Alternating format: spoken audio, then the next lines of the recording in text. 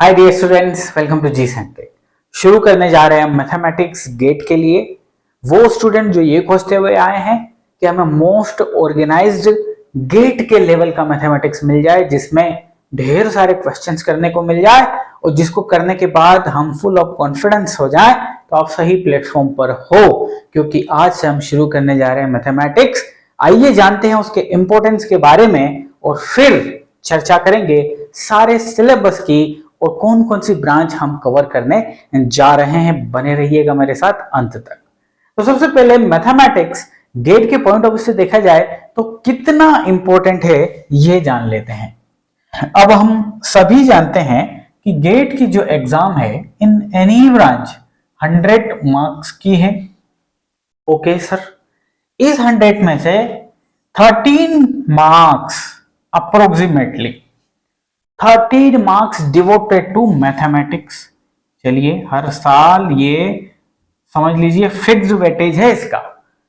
और कोई सा भी सब्जेक्ट, एप्टीट्यूड मैथमेटिक्स को छोड़ के कोई सा भी सब्जेक्ट फिक्स्ड वेटेज के साथ नहीं है। ऐसा नहीं होगा कि मशीन से इतने का आएगा, सोम से इतने का आएगा, ट्रांसड्यूसर से इतने का आएगा। Nothing is fixed except mathematics and aptitude. अच्छा सर, 13 मार्क्स का आता है सर। ओके, यानी कि 13% of the GATE marks. Yes, 13%। और ये जो मैथमेटिक्स है ना, इसमें नंबर लाना बहुत ही ज्यादा आसान है। तो इसका मतलब ये कौन सी कैटेगरी हो गई इस सब्जेक्ट की? सर ये इजी भी हुआ। हाँ, और चूंकि ये 13 मार्क्स है, इतने ज्यादा मार्क्स का है, तो इजी के साथ मैं इसको स्कोरिंग भी बोलूंगा। ठीक है सर, स्कोरिंग भी बोल दीजिए।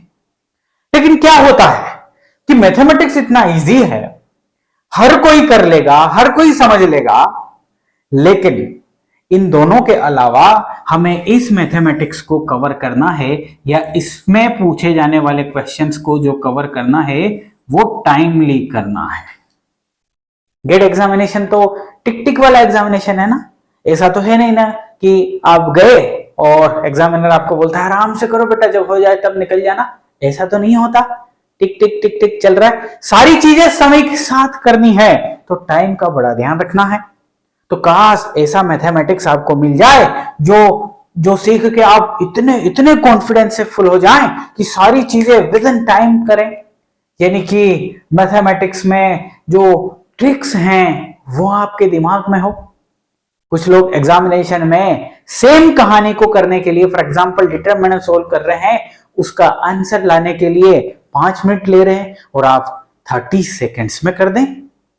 क्या पता कोई डिफरेंशियल इक्वेशन को सॉल्व कर रहा है, 4 मिनट ले रहा है और आप उसे 20 सेकेंड्स में कर दें। बिल्कुल उस लेवल के कॉन्सेप्ट्स क्लियर होने चाहिए। इतना करेंगे तभी तो आगे रहेंगे। कल को आप पीएसयूज में होंगे या आईआईटी से एमटेक कर रहे होंगे, तो उसके पीछे का कारण होगा आपका मैथमेटिक्स, जो आप अच्छी तरीके से करके जाएंगे। सर मैथमेटिक्स के अलावा दूसरे सब्जेक्ट भी तो है। हाँ है, लेकिन मैथमेटिक्स कैसे है वो मैं समझाता हूं। देखो, मैथमेटिक्स आप पढ़ते हैं, प्रॉपर बेहतरीन वाला मैथमेटिक्स पढ़ते हैं, तो इन 13 मार्क्स, क्योंकि ये इजी है, स्कोरिंग है और टाइमली आप सारी चीजें करते हैं, तो आपको क्या मिलेगा एग्जामिनेशन में? कॉन्फिडेंस। क्या मिलेगा सर? कॉन्फिडेंस। ये 13 मार्क्स, अरे भैया आपका मैथमेटिक्स सुपर है, देखते सही बनाते हो, ज्यादा टाइम लेते नहीं हो, timely you solve the questions, आप कॉन्फिडेंस पे बैठ जाएंगे। और यही कॉन्फिडेंस आपको अदर सब्जेक्ट को करने में, एग्जामिनेशन में काम आएगा। क्योंकि GATE examination is not the examination completely, not the examination of the knowledge only, है ना। आप सिर्फ नॉलेज से वो एग्जाम पास नहीं कर सकते, आपको एप्टीट्यूड लगाना पड़ेगा, हर तरीके से खुद को प्रिपेयर करना पड़ेगा। आपका कॉन्फिडेंस लूज होगा तो उसे बनाना है, एफिशिएंसी मेंटेन रखना है, टाइम मैनेजमेंट, इन सारी चीजों से चीजें निकलती हैं। अच्छा, मैथमेटिक्स के क्वेश्चन आए, आपने कर दिए, आप कॉन्फिडेंस पे, आपका वो कॉन्फिडेंस आपको अदर सब्जेक्ट जो है ना उनको बेहतरीन तरीके से करवाएगा। अच्छा, सब कुछ बेहतरीन हो रहा है तो नंबर बेहतरीन आएंगे तो आप पीएसयू में तो पहुंचेंगे ना, आईआईटी से एमटेक करने तो जाएंगे ना राजा। तो सीधी बात है, आपकी सक्सेस के पीछे मैथमेटिक्स रहा होगा या रहेगा। इसलिए भी रहेगा कि बेटा 13 मार्क्स का आएगा ही आएगा। दूसरे सब्जेक्ट में आपने प्रिपरेशन करी उस हिसाब से पता चले आए ही ना, लेकिन मैथमेटिक्स तो आएगा। तो इसे फॉर ग्रांटेड भी नहीं ले सकते और ऐसा भी नहीं ले सकते बस मैथमेटिक्स सीखे जा रहे हैं, सीखे जा रहे हैं, बुक से पढ़े जा रहे हैं। अरे भैया, बुक में तो आप डूब जाओगे, और डूबना ही है तो गेट करना क्यों भाई? यस और नो? गेट में तो एप्टीट्यूड चेक, आपका स्मार्टनेस चेक हो रहा है ना? ओके, तो बुक नहीं पढ़नी, लेकिन फिर भी किसी को स्टैंडर्ड क्वेश्चन, देखो भाई, जी सेंट्रिक पे मैथमेटिक्स जब फिनिश होगा ना, तो ये बात तो तय है कि 500 to 600 क्वेश्चंस उसमें आपको मिलेंगे, 600 प्लस क्वेश्चंस। और ये 600 प्लस क्वेश्चन ऐसे नहीं कि गेट के प्रीवियस ईयर उठा के रख दिए, not at all. Previous year questions होंगे रेफरेंस के लिए, लेकिन ज्यादातर क्वेश्चन स्टैंडर्ड बुक्स के होंगे, इसलिए आपको बुक पलटने की जरूरत नहीं है। एकदम क्रिस्पी, डाइजेस्टिव, इंटरेस्टिंग कंटेंट आपको देने की कोशिश करने वाला हूं मैं। अच्छा, तो आप चाहते हैं कि फिर भी कुछ लोगों का रहता है भाई, बताना पड़ता है हमको कि ये है बुक्स, इससे पढ़ लेना। रिकमेंडेशन क्या रहेगा? नहीं पढ़ना, जो कंटेंट हम देंगे इतना मोर देन सफिशिएंट है। अरे आपको भूख लग रही है 2 रोटी खाने की, आपकी इच्छा है, हम 3 दे रहे हैं आपको ना। अब कहीं पे 10 दे रहा है तो क्या मतलब, 2 ही खाना है ना आपको। चलो, कौन कौन सी बुक आप प्रेफर कर सकते हैं? आप बीएस ग्रेवाल प्रेफर कर सकते हैं, और दूसरी बुक है HK दास। ये 2 बुक्स हैं जिन्हें आप प्रेफर कर सकते हैं। वैसे बहुत सारी बुक्स हैं। अरे भाई, हम तो सलाह ही नहीं दे रहे कि बुक्स में जाना है आपको।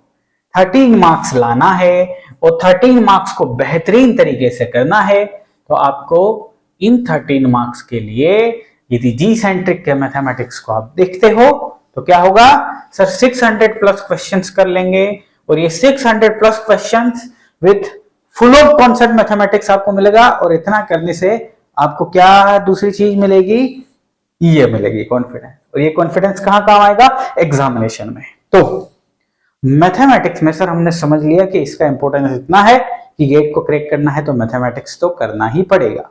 लेकिन आप कौन कौन सी ब्रांच से हम डील करेंगे? यदि आप मैथमेटिक्स पढ़ते हैं तो कौन कौन सी ब्रांच को मैं कवर करने वाला हूं?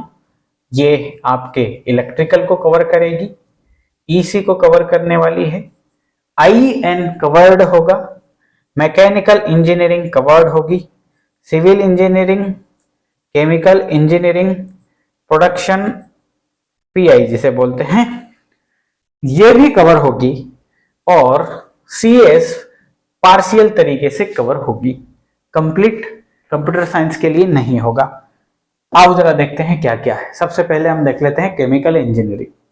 देखो, मेनली मैथमेटिक्स में सिर्फ 6 यूनिट ही रहेंगे। क्या क्या सर? लीनियर अलजेब्रा रहेगा और ये सारी ब्रांचेस में है।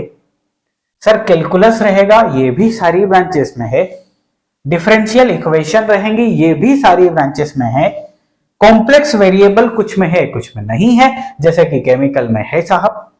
प्रोबेबिलिटी एंड स्टैटिस्टिक्स सारी ब्रांचेस में है। प्रोबेबिलिटी आपका पीछा नहीं छोड़ेगी, लेकिन हम आपको ऐसा डुबाएंगे इसके अंदर कि आप बहुत कुछ सीखोगे और क्विकली चीजों को करोगे। न्यूमेरिकल मेथड्स कुछ में है और कुछ में नहीं है, जैसे कि इलेक्ट्रिकल और एसी के सिलेबस में नहीं है साहब। ठीक है, इनके अंदर कब जाएंगे? जब हम स्टार्ट करेंगे। अभी हम सिर्फ सिलेबस का ओवरव्यू कर रहे हैं। दूसरा है कंप्यूटर साइंस, और कंप्यूटर साइंस में मैं बोला था पार्शियल मैथमेटिक्स इसमें कवर होगा, क्योंकि डिस्क्रीट मैथमेटिक्स मैं कवर नहीं करवा रहा हूं। Linear algebra, calculus and probability, ये तीनों आपके कवर होंगे ही। उसके बाद आप इलेक्ट्रॉनिक्स लेंगे तो देख लीजिए, linear algebra, calculus, differential equation, यहाँ पे वेक्टर एनालिसिस, और ये वेक्टर एनालिसिस हम कैलकुलस के अंदर ही पढ़ने वाले हैं। Complex analysis and probability and statistics, यहाँ पे न्यूमेरिकल मेथड्स नहीं है, आप देख लो भले। सेम टू सेम इलेक्ट्रिकल का है, algebra, calculus, differential equation, complex variables and probability and statistics, numerical methods नहीं है। इंस्ट्रूमेंटेशन, इंस्ट्रूमेंटेशन में आप देख लो ये सारे कॉमन हैं, लेकिन न्यूमेरिकल मेथड्स है, जो कि केमिकल इंजीनियरिंग में भी आपने देखा था ना। अब आप मैकेनिकल की बात करेंगे तो यहां पे भी न्यूमेरिकल मेथड्स है, बाकी सब सेम है। आप सिविल में एंटर करेंगे, प्रोडक्शन एंड इंडस्ट्रियल इंजीनियरिंग में जाएंगे तो यहां पे भी न्यूमेरिकल मेथड्स हैं, और लास्ट सिविल में भी न्यूमेरिकल मेथड्स है।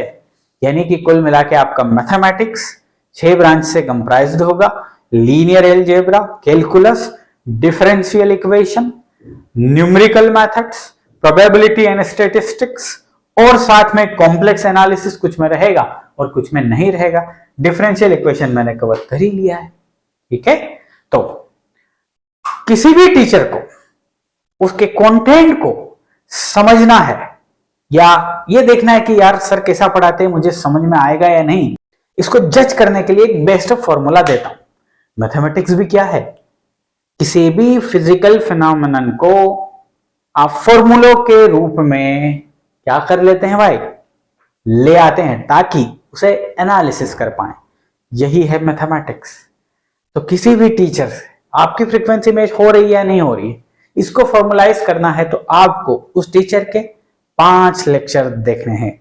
5 लेक्चर में आपको समझ में आ जाएगा, क्या समझ में आ जाएगा कि मुझे मजा आ रहा है या नहीं। चलिए अगली क्लास में मिलेंगे और स्टार्ट करेंगे लीनियर अलजेब्रा। Bye bye.